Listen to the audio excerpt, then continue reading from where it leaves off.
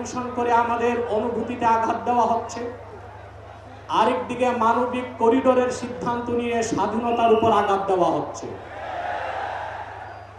আমার মনে হয় বিতর্কিত নারী কমিশন করে আমাদের দৃষ্টি এদিক রেখে বর্তমানে মার্কিন যুক্তরাষ্ট্রের সাথে বাংলাদেশের স্বাধীনতা বিক্রির সওদাবাজি হচ্ছে কিনা সেটাও দেখতে হবে। হেফাজতে ইসলাম বাংলাদেশ শুধু দাবি করবে না, সকল মাসলাকের মানুষের পূর্ণ সমর্থন হেফাজতের প্রতি আছে, কারণ হেফাজত হচ্ছে বাংলাদেশে সর্ববৃহৎ ইসলামী অরাজনৈতিক সংগঠন।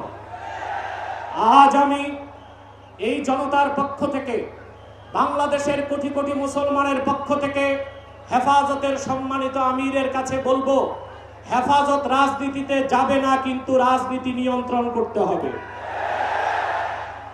53 বছরের ইতিহাস আমাদের কলঙ্কিত। আলেম ওলামা পীর মাশায়েখ আর মাদ্রাসা ছাত্রদের পবিত্র রক্তে পা রেখে তারা ক্ষমতায় যায়, আর ক্ষমতায় যে ইসলাম ও মুসলমানকে চ্যালেঞ্জ করে। এই সুযোগ আর দেওয়া হবে না। অনতি বিলম্বে বিতর্কিত নারী কমিশনের সমস্ত প্রস্তাব বাতিল করলেই হবে না। যে নারী নামের হিজড়াগুলো এই দুঃসাহস করেছে, গ্রেফতার করে তাদেরকে আইনের আওতায় আনতে হবে। আরেকটি বিষয় হচ্ছে, ডক্টর ইউনূসকে বক্তব্য পরিষ্কার করতে হবে। 16 বছর ভারতীয় আধিপত্যবাদের বিরুদ্ধে আমরা রক্ত দিয়েছি।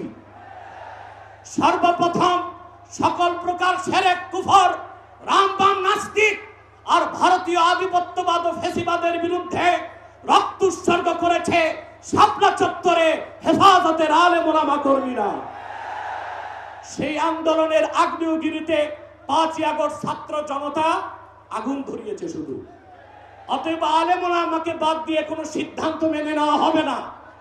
ডক্টর ইউনূস সাহেব পরিষ্কার করুন, মানবিক করিডোরের নামে বাংলাদেশকে ইন্দো প্যাসিফিক অঞ্চলে যুদ্ধের দিকে ঠেলে দিবেন না। আগ্রাসী শক্তিকে বলে দিচ্ছি, আমার দেশের সবুজ লাল পতাকার দিকে যে চোখ তুলবে তার চোখ উপড়ে দেওয়া হবে।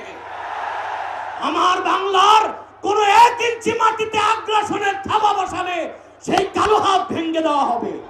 ব্লাসফেমি আইন করতে হবে। Freedom of expression, freedom of speech, বাক স্বাধীনতার নামে ইসলাম বিরোধিতা যেই করবে তাকে আইনের আওতায় আনতে হবে। আমার দেশে অসংখ্য আলেম ওলামা, নিরীহ মানুষকে জঙ্গি তকমা দিয়ে কারাগারে রাখা হয়েছে। যদি বাবর সাহেব মুক্তি পায়, তাহলে যে সমস্ত আলেম ওলামা জঙ্গির মামলায় ভিতরে, তারা কেন মুক্তি পাবে না? তাদের মুক্তির আগে সংস্কার না নির্বাচন হতে দেওয়া হবে না বাংলাদেশে।